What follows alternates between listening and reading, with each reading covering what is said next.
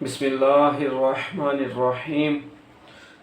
حضرت ابن شہاب حضرت عروہ بن زبیر سے روایت کرتے ہیں کہ انہوں نے حضرت اسماء بنت ابی بکر رضی اللہ تعالی عنہا سے سنا کہ فرماتی ہیں کہ حضور نبی کریم صلی اللہ تعالی علیہ وسلم کھڑے ہوئے اور آپ صلی اللہ علیہ وسلم نے قبر کے اس فتنے کا ذکر فرمایا جو انسان کو قبر میں ہوتا ہے۔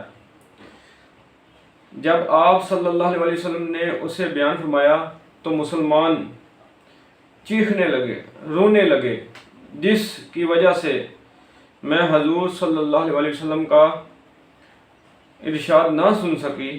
جب ان کا چیخنا ختم ہوا تو میں نے اپنے نزدیک بیٹھے ہوئے ایک شخص سے دریافت کیا کہ اللہ تمہیں برکت عطا فرمائے۔ حضور نبی کریم صلی اللہ علیہ وسلم نے کیا ارشاد فرمایا؟ اس نے بتایا کہ حضور صلی اللہ علیہ وسلم نے ارشاد فرمایا کہ مجھ پر وحی آئی ہے کہ قبر میں تمہاری آزمائش ہوگی اور یہ آزمائش فتنہ دجال کی آزمائش کے برابر ہوگی۔ اللہ اکبر۔ نبی کریم صلی اللہ تعالی علیہ وسلم نے بتایا ہے کہ قبر میں تمہاری آزمائش کی جائے گی۔ جب یہ آپ نے مسلمانوں کو یہ بات بتائی تو سب رونے لگے، چیخنے لگے۔ تو حضرت اسماء بنت ابی بکر رضی اللہ تعالی عنہا فرماتی ہیں کہ جب میں نے دریافت کیا تو مجھے اس پر پتہ چلا کہ وہ آزمائش اس طرح ہوگی جس طرح دجال کا فتنہ ظاہر کیا جائے گا تو لوگ اس کے فتنے سے بچنا لوگوں کا مشکل ہوگا۔ تو فرمایا اسی طرح دجال کے فتنے کے برابر قبر میں آزمائش آئے گی۔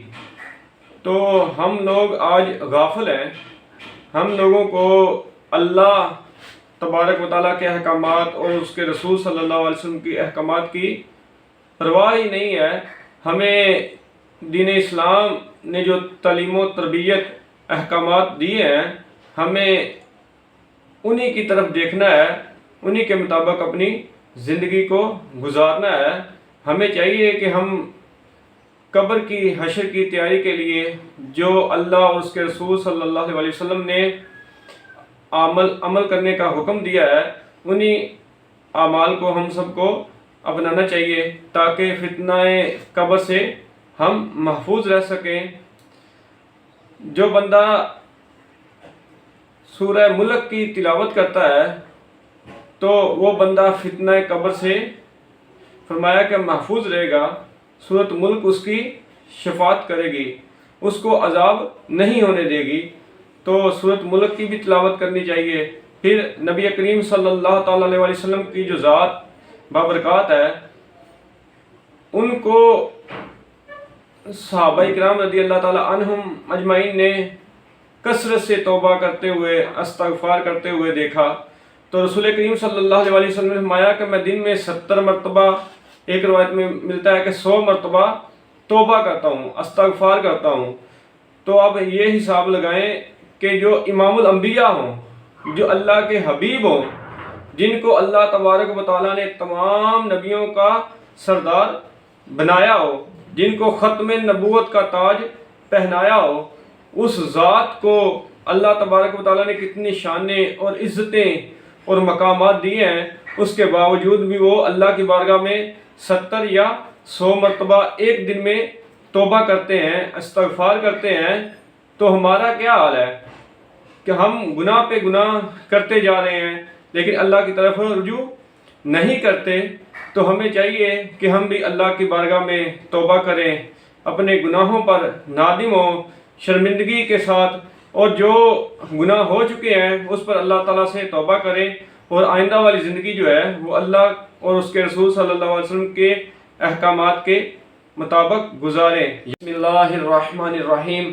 حضرت ابو ہریرہ رضی اللہ تعالی عنہ سے روایت ہے کہ رسول کریم خاتم المرسلین حضرت محمد مصطفیٰ صلی اللہ تعالیٰ علیہ وآلہ وسلم نے ارشاد فرمایا، جب اللہ تعالیٰ کسی بندے سے محبت کرتا ہے تو جبریل علیہ السلام کو بلاتا ہے اور فرماتا ہے کہ میں فلاں بندے سے محبت کرتا ہوں، تم بھی اس سے محبت کرو۔ تو پھر یہ بات وہاں تک نہیں رہتی، بلکہ آسمان پر اعلان کر دیا جاتا ہے کہ اللہ تعالیٰ فلاں شخص سے محبت کرتا ہے، تم بھی اس سے محبت کرو۔ پھر یہ بات آسمان تک نہیں رہتی، پھر یہ جو بات ہے یہ اہل زمین تک پہنچ جاتی ہے، یہاں تک کہ تمام مخلوق کے دلوں میں اللہ تعالیٰ یہ بات ڈال دیتا ہے کہ فلاں شخص سے میں محبت کرتا ہوں، تم بھی اس سے محبت کرو۔ اور فرمایا کہ جب اللہ تعالیٰ کسی شخص سے بغض رکھتا ہے تو جبریل علیہ السلام کو بلاتا ہے اور فرماتا ہے کہ میں فلاں شخص سے بغض رکھتا ہوں، تو بھی اس سے بغض رکھ۔ پھر وہ بات یہاں تک نہیں رہتی، اہل آسمان اور تمام فرشتوں کو یہ بتا دیا جاتا ہے، اور پھر بات آسمانوں تک نہیں رہتی، یہ بات جو ہے پوری زمین پر، روئے زمین پر پھیل جاتی ہے کہ فلاں شخص سے اللہ تعالیٰ بغض رکھتا ہے، تم بھی اس سے بغض رکھو۔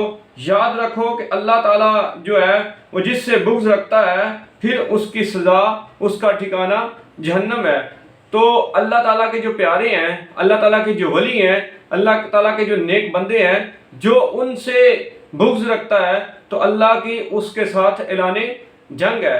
تو ہمیں اللہ تعالیٰ کے نیک بندوں کا احترام کرنا چاہیے، ان کا ادب کرنا چاہیے، جو اللہ کے محبوب صلی اللہ علیہ وسلم کے سچے پیروکار ہیں، ان لوگوں کا ادب احترام ہم سب کو کرنا چاہیے، کیونکہ جو اللہ کے نیک بندے ہوتے ہیں یہ ان کے بارے میں فرمایا ہے کہ جو نبی ہیں، نبیوں کا ذکر کرنا عبادت ہے، اور اللہ کے نیک بندوں کا ذکر کرنا گناہوں کا کفارہ ہے۔ اللہ تعالی ہمیں ادب و احترام والا بنائے اور ہر اس بد عقیدگی اور بے ادبی سے بچائے جو اللہ اور اس کے رسول صلی اللہ علیہ وسلم سے دور لے جاتی ہے۔ اللہ تعالی ہمیں اپنے نیک بندوں کا ادب و احترام کرنے کی توفیق عطا فرمائے، آمین۔